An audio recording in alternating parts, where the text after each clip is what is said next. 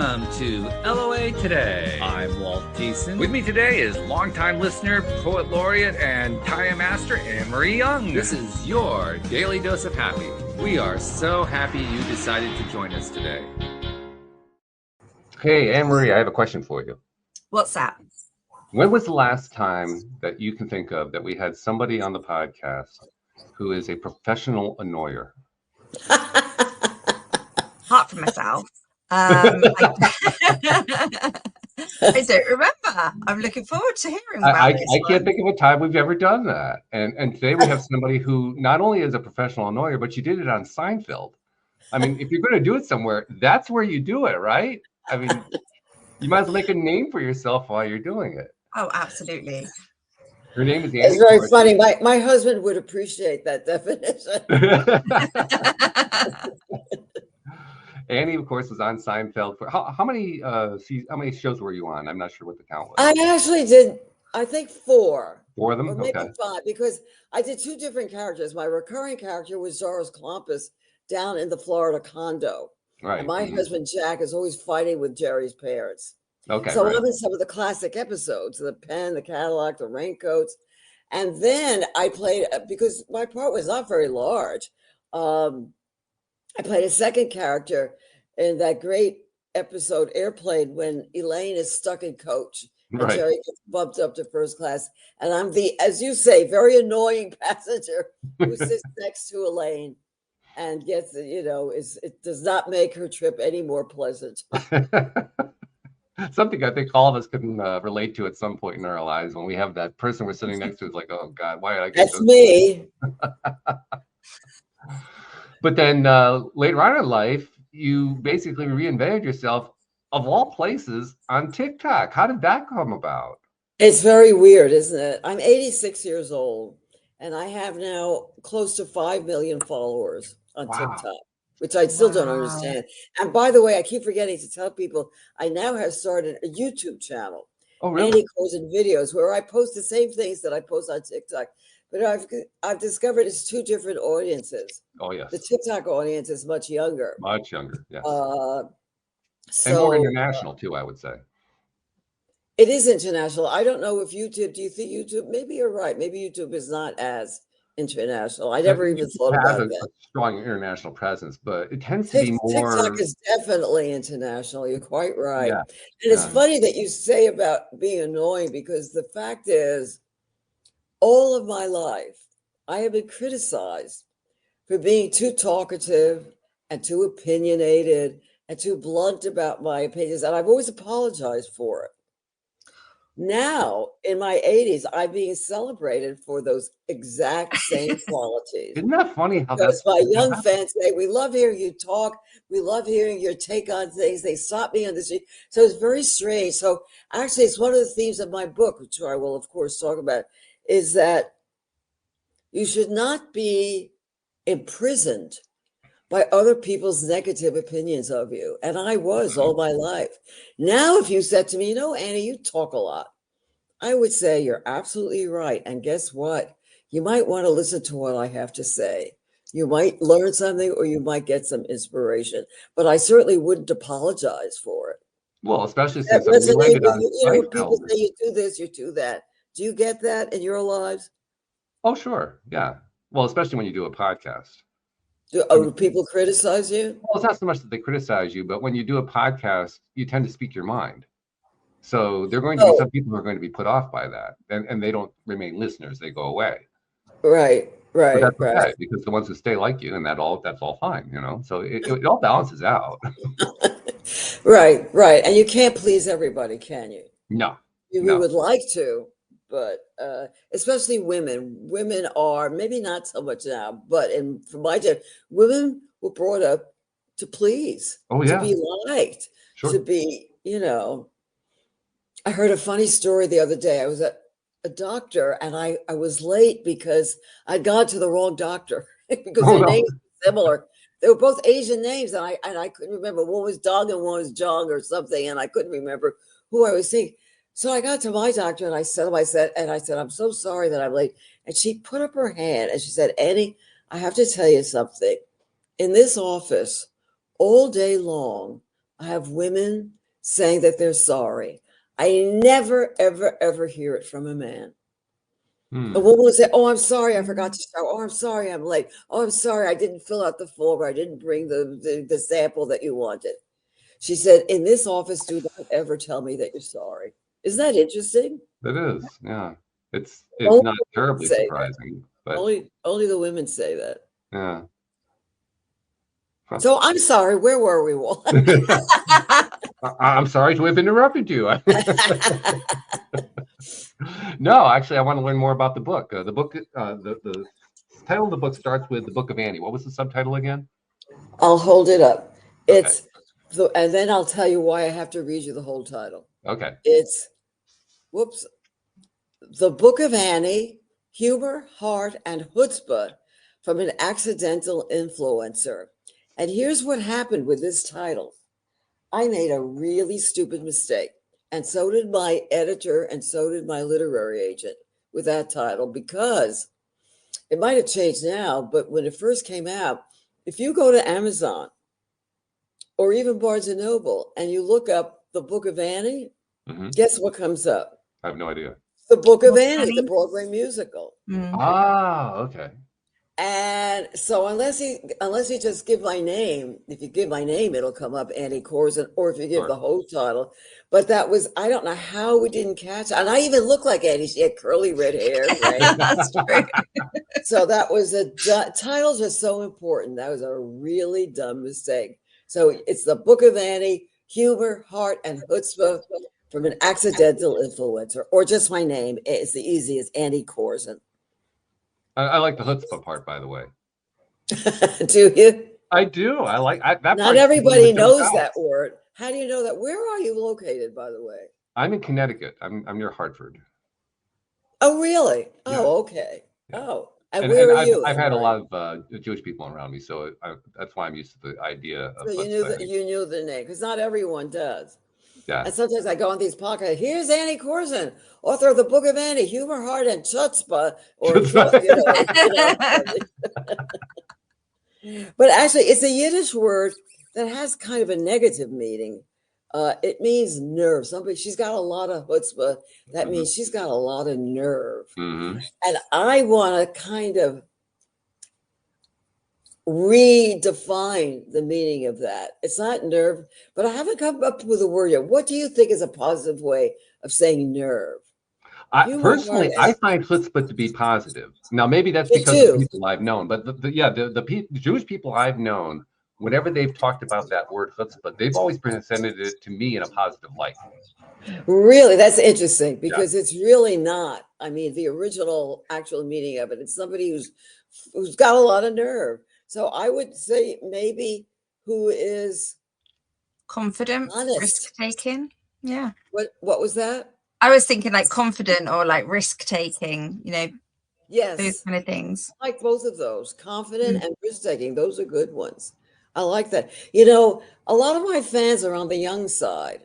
And when they stop me in the street and I say to them, well, what, by the way, I'm sorry, the book actually came as a result of my TikTok platform. Okay. Because I was able to get the book published because they knew that I already had, the following, all those fans. And the book is basically a collection of humorous essays and observations that are based on a lot of the things I talk about on TikTok. And those things are based on a lot of my last, I don't know how many years as a storyteller. I do storytelling. I've done it with the Moth, and I do it here in LA at spoken word evenings. So this is material that I have been polishing for many years. So it's basically humorous essays on how I see life, whether it's marriage or dating or motherhood or thrifting. Thrifting is a big thing with me, or food or travel, just how I see the world. Hopefully with stories that have happy endings. I think there's too much ugliness in the world. I don't want to add to it. So I don't talk about politics. Yeah, I love that. Totally love that.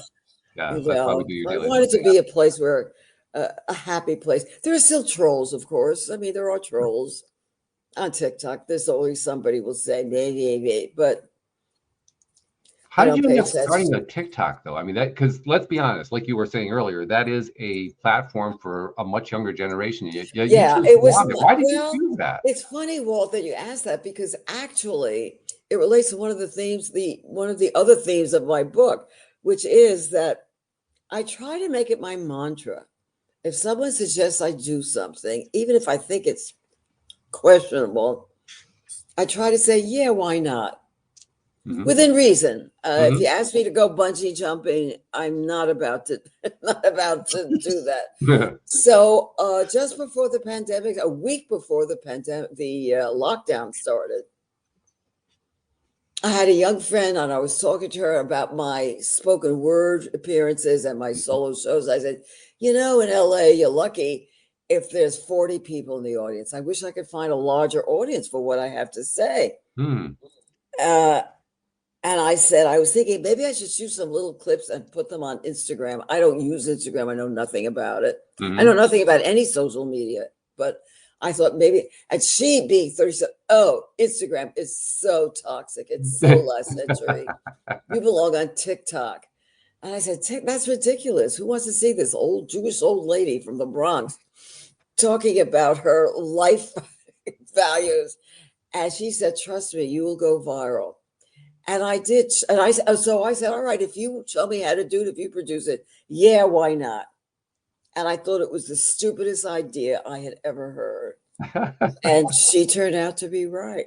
Wow, what a great And friend. which, by the way, I want to say about growing older, it's very important to have younger friends. That's been a lifesaver for me. And I believe in intergenerational friendships. I think too many of us, look, people, my friends my age are all dying or dead for the most Hmm. part. Hmm. And it's not a happy place. I'm fortunate that most of my time is spent with people quite a bit younger than I am. I think it's actually excellent. In fact, I totally endorse what you're saying because I like to match up with younger people as well. I think that's part of how you stay young in your mind, how you I stay agree. and how And you you learn actually can live things. a healthier life. And you learn things. There's a lot in that youth culture that I'm still learning, including the language. I didn't Hmm. even know a lot of the language, a lot of the expressions that they use, even about me. I have to look them up. What they say about me, what does that mean? So you're staying Fortunately, fresh it's still. usually positive. Yeah, well, that's good. That's really good. Yeah. Anne-Marie, have you ever thought about doing a TikTok account? No, well, I don't do social media, but I do I watch know. YouTube. But yeah, I mean, you learn a lot of stuff actually. I mean, people say it's just all rubbish, but you do get a lot of wisdom from it. And like my Mm. kids will watch YouTube. They don't have TikTok yet, but my kids will watch YouTube and they'll come out with all these facts, and I'm like, how do you know that? Mm. That's it. Yes, there is. It is a great way of information sharing as well as misinformation sharing. That's Oh the yeah. True, problem, right? very true. So how do you know? I mean, that's scary. I don't know what the solution to that is. Well, you know what? I think we live in an era where people are learning a skill they never had before in many cases, and that's the skill of discernment. Do you Learn. think they are learning it? That's I what think I we are. wonder. Well, I think we're learning it the hard way. We often do. I mean, that's the way humans probably are most goaded to learn. That's when they're up against the wall. But Huh. I think people are doing it. They're doing it slowly. They're doing it the hard way. But I think people are learning discernment, and in the long run, it's going to serve us well. Do you think that when you say discernment, do you think they're learning from their mistakes? Like they might Some vote do. for Well, somebody and then see that their I think vote was everybody at one point or another makes mistakes and has the opportunity to learn from them. Do they always like, learn? No, but I think people are learning from their mistakes. I think what's even more important from the point of view of discernment is that they're also learning to decide whether or not to take what somebody else says at face value or to question it and ask themselves, well, does that yeah, resonate with me? Does that really make sense to me? Rather than, oh, wow, it must be true because somebody else told me. because so and so said it. I think you're right. Here's what I would like when I run the world, for example. I would never allow there to be any news program that only represents one point of view. In So you other words, basically the damn news. political talk shows are, oh, huh? You What's that? basically would be in news because all news has just one point of view. Mhm. Yeah. I mean, so so for that reason, my husband and I, we watch both. My husband more than I don't watch the news. I get too upset. But my husband will watch uh, MSNBC, and then he'll watch Fox Hmm. just to try to get, But what happens now is you usually, when you look for information, you're sent to what the algorithm knows you already like. So we're Mm. basically only hearing what we already believe, right? Well, there's So also an interesting side effect with that, because the side effect is that what they define as like is what you pay attention to. So if you pay right. attention over and over to what you don't like, that counts as like. Oh, really? I Yes. didn't know that. But I just think it would be cool if every talk show, every political talk show had two opposing points of view, Mm. two intelligent and respectful opposing points of view. So you could just hear from whatever, Bill Maher and Joe Rogan, or at the same time. Wouldn't that be incredible? Well, I we should both really were run the heavily world. influenced by being in the generation that listened to Walter Cronkite. Right. Well, that's that seems like an era sadly gone by, Yeah. right? Yeah, well, it was actually a single individual. Even the other newscasters at the time weren't Walter Cronkite. There was only one. What was I? Oh, I wanted to tell you another theme. You might call it a theme, but something from my book that I'd like to share with people. The Book of Annie, Humor, Heart, and Chutzpah from an Accidental Influencer, blah, blah, blah, blah. I grew up in the Bronx in a working class, blue collar immigrant neighborhood. I Mhm. never liked it. Even as a kid, I wanted to Hmm. get out of there. Oh, okay. But everybody were pretty much we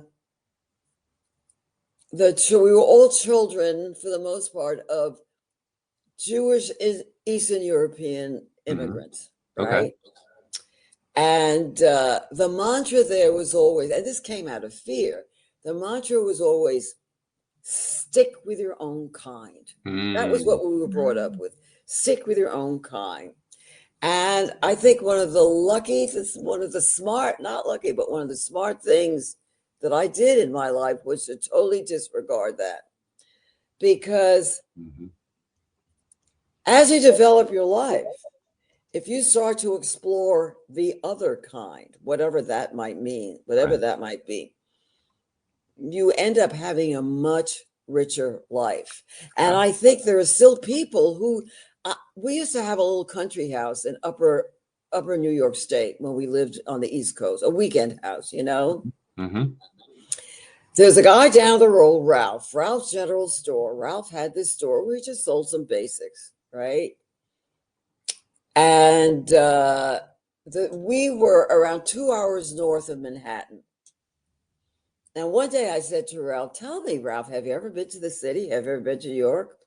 And he said with great pride, nope, never been out of the county. Wow. Now he was proud of that. Yeah. And I thought, how very sad.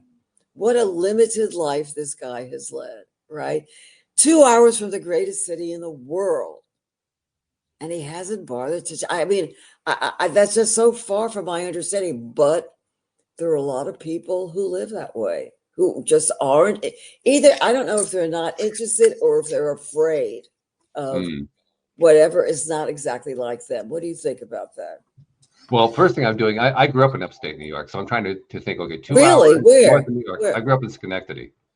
Oh, okay. That's further up. Okay. Further up, yeah. So I'm thinking 2 hours outside. Okay, you grew up in one of You're those. north of Westchester, was it Dutchess County? I'm not sure where you were at that point, but Huh? I was trying to imagine where you were. Were you in Greenbush? Oh, we were in the Hudson River Valley. Yeah. Red Hook, Rhinebeck, Hudson, New York. Very pretty. In Hudson, okay, Apple all orchard right. country. It's pretty. Yeah. Okay, yeah, it's beautiful in there. So but you grew up in Schenectady. That's a city. That's an actual city. It's right? a small city, yeah. I mean, Okay. it's officially a city. It's probably a large town, but Okay. Oh, okay. I thought it was bigger than that. was. I'm just trying to think in my mind if I can still spell it. I was having that conversation today with somebody. SCHE. N-E-C. You got it. That was it. Yeah, put T-A-D-Y at the end and you got it. I think I got it. But I think there are a lot of people in this country who not only never leave home, but who don't trust anything that's outside of their home, who fear it, right? Or who think of anything on the outside as the enemy. And that's a shame, isn't it? See, I'm married to a Dane, huh? Uh-huh. So when you live in Denmark, I mean, my nieces and nephews have been traveling the world since they were babies. You have a vacation, you go to Mallorca, you go to Paris, you go to, Morocco, you go to, I mean, it's like they're just a not very long plane ride away from other cultures, other languages, other history. And so those kids grow up with a much different view of the world than somebody here who has never seen anything but what's immediately around them. I have an experience that kind of mirrors what you're talking about from a slightly different perspective, in that approximately 25 years ago, I got married. I was married for 23 years. And at the beginning of our relationship, I wanted to introduce my wife to where I had grown up so she could see the town. And I hadn't been back in years. Okay. So we drove to Schenectady. And when we got there, I was in absolute stunned amazement because the town hadn't changed at all. Oh, identical. The really? flowers outside of the house that I grew up in were the same as they were, That's 30 years interesting. before that. Everything it was frozen in time. And it was kind of an illustration of what you were talking about, something that, if you didn't leave, nothing would have changed in your life. Wow, that is interesting. It's strange. In some ways, it's creepy. In some ways, it's reassuring. There's a double Depends on your thing because viewpoint. now I always lived we brought up our child on the Upper West Side of Manhattan. That's always been one of my favorite places in the world. You have the parks. You have several different incredible parks. Riverside Park, which is on the Hudson, and Central Park, which of course is quite sensational. And you have museums. And you have all kinds of food on every block. There's 5 different kinds of ethnic restaurants. Now, when I go back, it's more corporate. Yeah. There are chain restaurants. We didn't have chain restaurants. We didn't have McDonald's or Chipotle or Panera or any of that. We had mom and pop restaurants. Yeah. Those are starting to leave. And that does make me sad. That I wish had stayed the same. You know what I mean? One of the things that always intrigued me about New York, I knew that I really would not fit well in New York. The energy was too high energy for me. It is definitely high energy. It's very high energy. But one of the things I liked about it is that New York, most people won't necessarily know this unless they have either visited extensively or lived there. It's a very neighborhood-oriented city. And Totally. you don't live in New York, you live in a particular neighborhood and you identify with that neighborhood and you associate in that neighborhood. Totally. Right? And it's so true. I never heard it put that way. That is so true. Another thing that people don't understand who don't live in, they think of New York as an unfriendly place. It's not at all. If you live in an apartment building in New York, that apartment building is a village.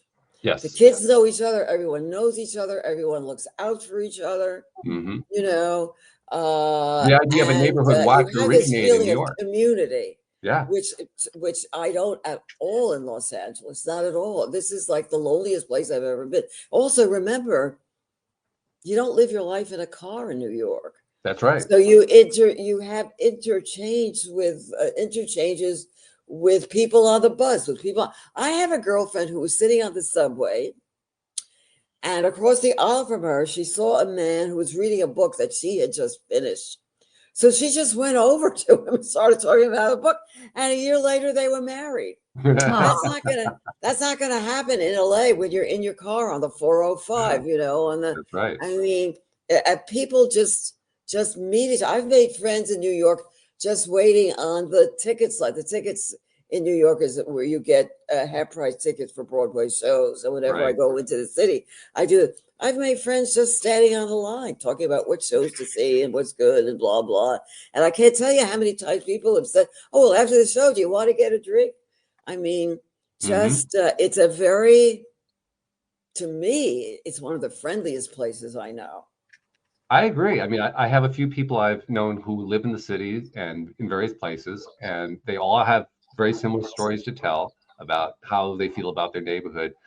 And even as I've gone around their neighborhood with them, just watching all their interactions, they see their neighbors. Hey, how you doing? What's going on? Exactly. You walk out and you meet your friends, and Yeah. absolutely, especially if your kids grew up there, because then there are the parents of your kids' Mm-hmm. friends. You know what Mm-hmm. I mean? So no, it is a very friendly place. It's But fabulous. people don't quite understand how that can be. So that's what makes it so interesting to me that you wanted to get out of the Bronx, which it makes sense in terms of what you're talking about because you wanted to see Yes, the that world. was too right Right. But by the same provincial for token, me. you've ended up in LA, which you have described as being not quite the same experience because it really isn't the same experience. It's very much No, a not at all. place. It's Yeah. not at all. I'm not a car person. Also, LA is not really. I'm an urban creature. In New York, you can get food and you can go out for cocktails or food any time of day or night. Oh yeah. In 24/7. LA, this big, supposedly sophisticated city, the restaurants close at 9:30, which means Yeah. you can't have the typical New York experience, which is to go to a show or a movie and eat afterwards. You can't do it here. Right. Yes. Yeah. And that to me, that was part of our lifestyle always. You go see a show and then you get something to eat afterwards. Can't do that here. So Can you do that's why that I'm where kind of you? surprised. I mean, I would have thought after all of your travels, you probably would have wanted to go back to a place like New York because you knew what kind of experience that was, and yet you chose to stay in LA. Well, I say for practical reasons, because we moved here for showbiz. You know, I Sure. wanted to work in television, and there's a lot more work out here. Also, right now, we couldn't afford to move back to New York. It's Ah, prohibitively expensive, and we're used to having space, and so yeah, that's very much different. Yeah. if I moved back to New York, I'd have to go. We'd probably have to move to Queens, which I'm not familiar with, but I Mm, think some of it is still affordable and still has that neighborhood feel that I like. hmm hmm You know, It's an interesting thing, though, how we end up in places where we are. Like right now, I live in Connecticut. I previously lived in Connecticut. In between, I was in Virginia. And I'm oh, at a point now where I don't really want to be here continuously, but okay. I find myself staying for reasons that often bewilder me. Well, I'll tell you the reason I stay in a place. I figured out the most important thing to me to be happy. I talk about this in the book. Um, is to feel that I'm part of a community of friends Mm, and like-minded people. If I yes. don't have that, I cannot exist. And I have created, it took many, many years, but I have created that in LA. So I have a wonderful support group of other Ah, okay. storytellers, other writers, other ex-New Yorkers. So I didn't have that the first couple of years, and that was really, really hard. Mm, Especially since we don't have family here. If I had a lot of family around, hmm that could make a difference, but we don't. Mhm. So if you don't have family, if you don't have a really strong supportive circle of friends, I don't see the point of being in a place like that. Yeah, I hear you. I hear you on that entirely. I'm also curious about something that you made reference to earlier, and you just mentioned it again, storytelling, which I consider to be one of the most important skills that any human being can learn. It's a big part of your life, obviously, because you were an actor, that's a big part of it, but also because of your book and what you're doing with TikTok and so forth. Well, talk about how storytelling has made such a big impact on your life. It really has. And by the way, it's funny you should say that. I also teach it. I teach privately on Zoom, and I had or I've taught it at the Writers Guild. I've taught it at all kinds of places. When I say storytelling, what I'm talking about is the preferably humorous, a humorous personal essay. In Hmm other words, something happened to me that changed me forever. Right. That's the kind of storytelling that I teach. And I recently taught it at Emerson College. It was the first time I taught it to 20-year-olds, and that was an interesting experience. It was a whole different thing. But I think storytelling, I agree with you that it's important. It's important in job interviews. Oh, yeah. It's important in, I mean, how many horrible speeches have you sat through? At weddings, at funerals, at confirmations, at graduations. People have no idea how to communicate with an audience. None at all. It's painful. It's painful to me. And I got to say, and politicians, they don't have the skill of showing who they are and they don't allow themselves to show any vulnerability. The important thing in storytelling is to share a problem, to share a mistake, because that's what connects us all as humans. Yes. So a lot of my stories, a lot of my chapters in the book are things where I was totally wrong. Totally wrong. So basically showing a vulnerability. Yeah. Yeah. And then what I learned from being wrong. And I think more and more people are not, as you said before, they don't understand the value of failure. Nobody wants to fail. They don't let their kids fail. They don't let, the kids make a terrible mistake. Oh, sweetheart, that's okay. I mean, instead of having a child face the consequences of their error. Well, gee, you killed the cat. No TV for you this week. Oh, you killed the cat, sweetheart. That's okay. We'll get you another one. I mean, I don't feel people are appreciating failure enough or owning up to it, honestly. I think probably. I'd love to hear a politician, just for once, I'd love to hear a politician say, one thing I really regret having said once, or one thing I really regret in my, wouldn't that be refreshing? I'm not going to hold my breath on that one, but that would be interesting. No, I don't think you should. But if I were writing for politicians, I would ask them to show their human side instead of pretending to be godly and perfect. Well, not just politicians, really anybody. Yes, I agree.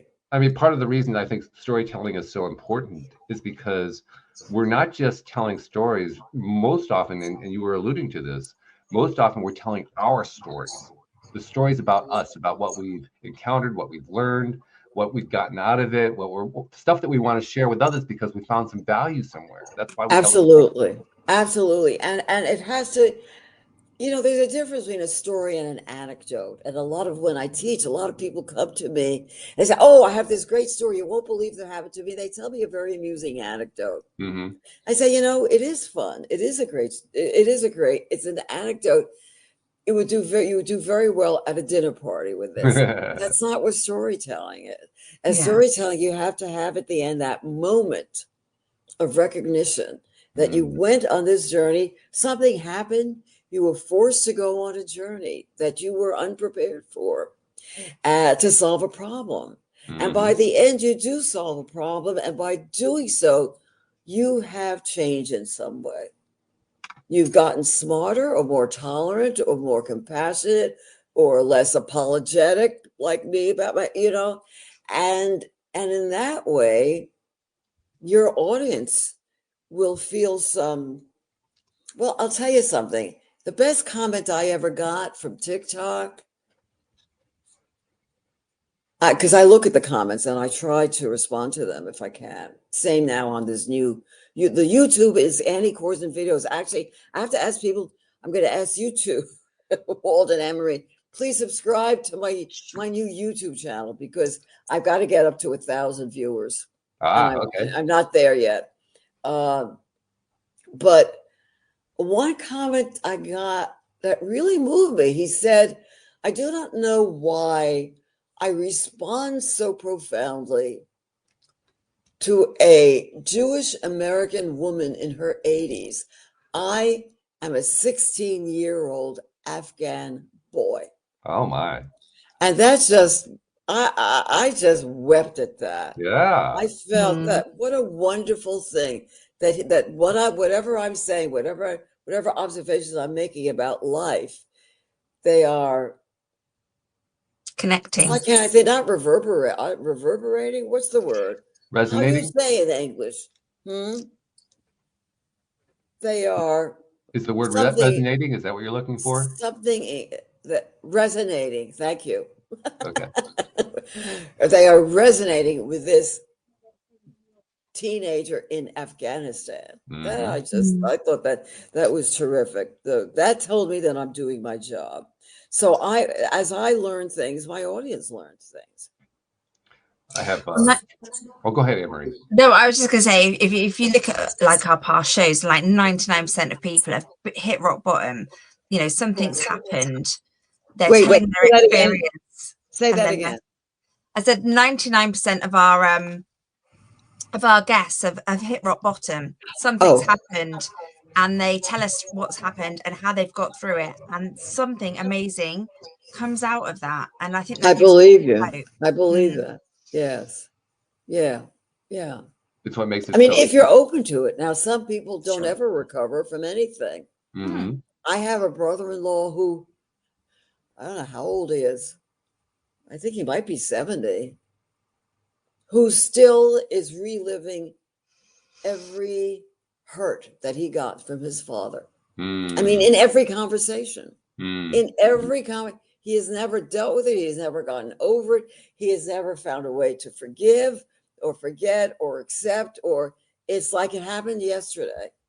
And you know something? It gets very boring after a while. Yes. To listen to the constant going over this undealt with pain. I mean, I'm sorry that he's in pain, but I also get annoyed with, and he has a good life other than this. It's not that he's had it, not at all that he's had a terrible life. He has a good life, but he is obsessed with how his father mistreated him. And that's choice. That's a choice to feel like that. I said that's a choice to feel like that. It's terrible. But it happens because we can't, for whatever reason, work it out or see or see what made his father be that. What kind of abuse did his father get to become that way? That thing that they say, hurt people, that one? Yeah.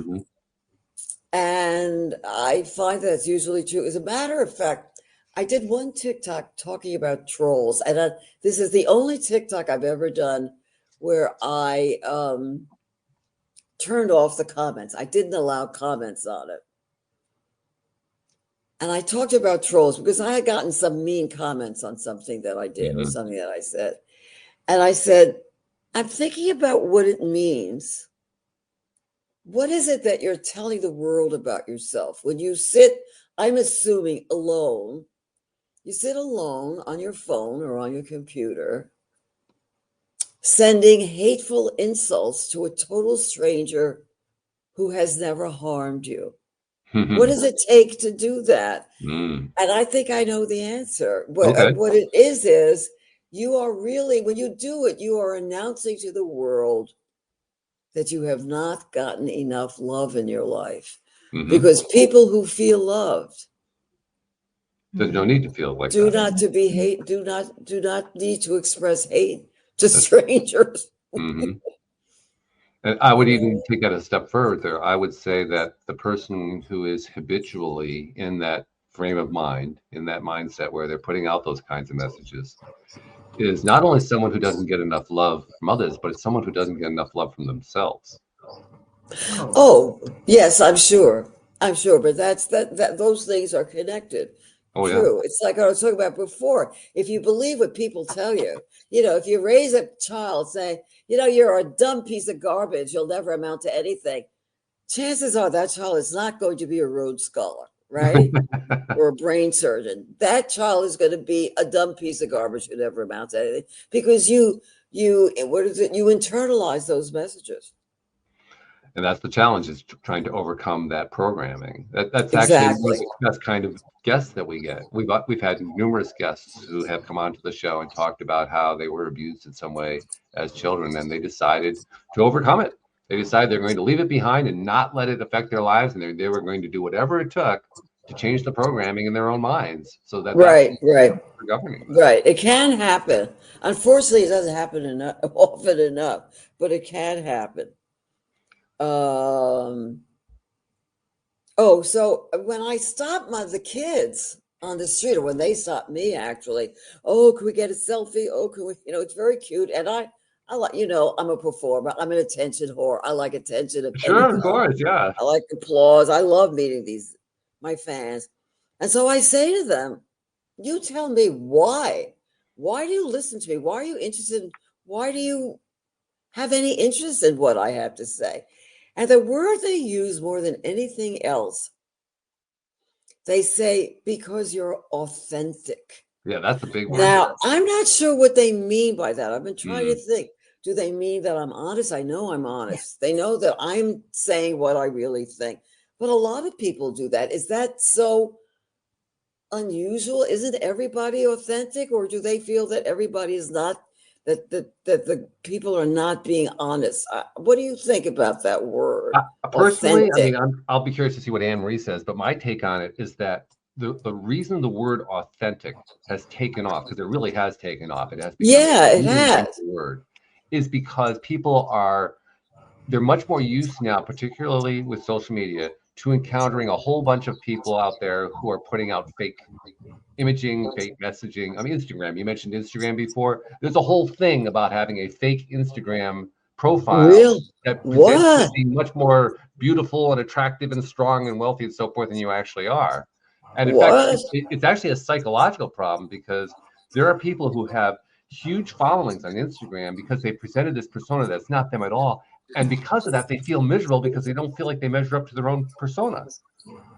Gee whiz. Yeah, so Gee, it's that's actually a something new. deal. I It's a never big even deal. heard about this before. Oh yeah, it's a huge thing. Well, one of my other co-hosts, Joel Elston, who does another show with me on Mondays, he is a life coach, and he has coached a number of people who have had large followerships on Instagram and who have gone through this very same syndrome where they can't measure up to their own persona, and they literally have to find some way to deal with that. So I think that's where the Mhm. whole authenticity thing comes from, because people are that's the discernment again. People are Huh. discerning. Some people who just aren't presenting their real side. That's strange. That's so not me. Yeah, I Unfortunately, get that. I'm Yeah. accused too much of the other, that I'm too much presenting my real side, that I should maybe take it down a little bit, but that's just not my personality. Uh, I guess I've had, even though I've always, as I said, been criticized all my life for being too frank about my opinions, about my feelings, and being married to a Dane didn't help, because the Oh, Scandinavians are like the Brits, and in that they feel any display of strong emotion is bad manners. It's uncomfortable for them. You don't ever, you have to keep everything's nice, everything's okay, everything, you don't complain, you don't criticize. And so again, I just stuck out. So Anne-Marie, do you think that's a valid stereotype that she's presenting there? no, not my part of Britain.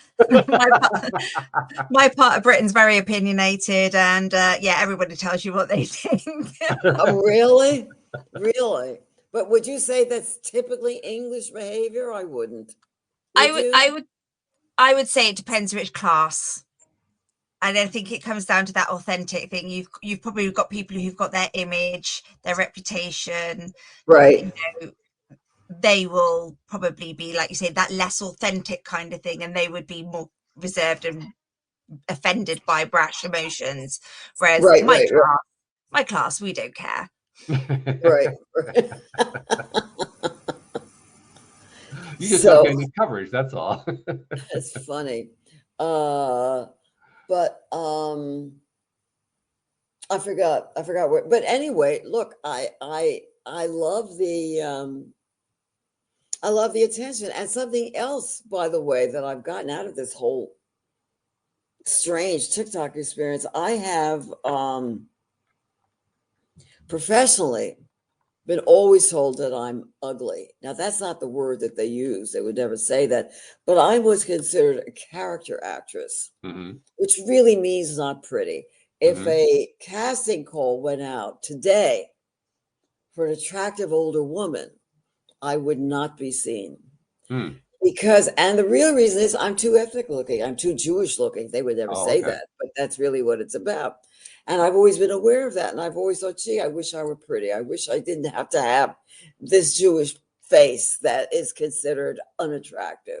Now, again, the miracle that my fans now, they write to me, oh, you're gorgeous. Oh, we love your hair. Oh, you're oh, we love your style. Oh, we love that necklace. Oh, what color lipstick is that? I want to get it.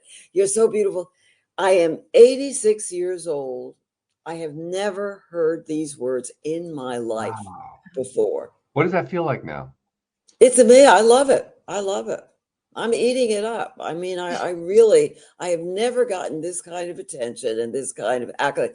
They call me icon. They call me queen. I Wow. just, you know, and I feel I deserve it. That's good. That's a good thing. Now, I'm not quite as far along as you are on the timeline, but I've noticed something. I'm curious to know if you're experiencing the same thing. I'm noticing that I'm kind of reaching the point now where I'm in the wisdom zone, right? By this point you've achieved wisdom, and I'm looking at the situation. I'm saying, yeah, you have no idea what you're talking about, because I don't feel particularly wiser than I was 20 years ago. But, But you're still a you're looking kid. at it. You're still a kid. How old are you? I'm You're a 67. child. You're a child. Yeah. You're a child. You still got, you got 20, I got 20 years on you, You almost on do. you. Yeah.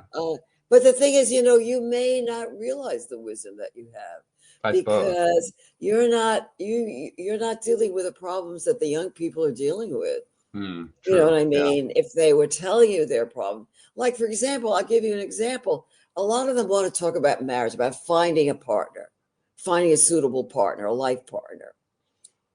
And I think a lot of young people are doing this all wrong. They're looking for a clone, especially with online dating.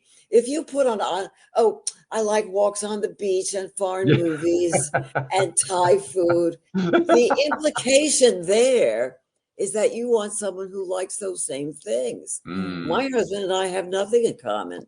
We don't like the same food. He's a morning person. I'm a night person, blah, blah, blah. But when it comes to the big stuff, he always has my back. My husband is as interested in my career as he is in his own. How many women can say that? Yeah, I mean, that's one of the bases for a successful relationship, by the way. I think so. So, in other words, I think people are looking for clones instead of accepting somebody who might have different interests. You know, you go to the opera while he watches the football game, right? That shouldn't be a deal breaker in exploring a relationship. Yeah, totally agree. And yeah, some people just go, I want them over 6 foot. They've got to be blonde. They've got to have brown eyes. And I know that's so crazy. I mean, that is so crazy. A lot of men will only date. I've known them in my life. Men who would only date blondes. If a woman wasn't blonde, they you know. And then people wonder why it is so many women dye their hair blonde. I mean, they're like, the world is now 3/4 blonde. It was like 1/10 blonde 25 years ago. I mean, the funny thing is, my husband, who comes from Denmark, where everyone is blonde and blue-eyed, and everyone in Denmark. I had one friend, a Bronx Puerto Rican. He went to Copenhagen. He looked around and said, even the ugly girls are gorgeous. But the fact is, my husband, when he met me, he thought I was very exotic. He liked my look. And I said, well, would you rather have some beautiful blue-eyed blonde? He said, oh, how boring. Why would I want that? Because that's what he grew up with. He doesn't consider that special. That's what everybody looks like there. And that's what I was thinking when you were on about beautiful actresses, that when they get older, you know, there's loads of those and they become invisible, surely, because you need that character. I think that character is quite a beautiful word. I agree with you. I think it's too bad how ageist our society is, and the lengths these poor women go through to keep that look. It's scary when you look at them, right? Oh, They're like, you don't know how old anybody is anymore because they all look the same. I know. I find it very creepy. I do. The European actresses don't do that as much. They do to some degree, but not like America, because this is a youth worshiping society. Although I'm going to have to leave soon. Although I will say, I think it started with Betty White. And I think I have been Oh, lucky yes. that there's a new respect for older women in this Yeah. country. Golden Girls has come back. Yeah. Betty White was a big thing. Oh, And I think, and there've been a bunch of movies lately about older women. I was in one of them. I did a scene with Jane Fonda in that movie called Moving On. And I was in Thelma with June Squibb, who is 94 years old. wow. She was starring in a movie. It's a very cute movie. If you haven't seen it, you should see it. Thelma. And so I think there's a new interest and a new respect for older women, and it's about effing time. Yeah. And I'm on board with you with Betty White for sure. I always Oh. thought she was one of the most amazing actors of the generation. I mean, Yes, and a person. I mean, a and in person person too. Oh yeah. you know, and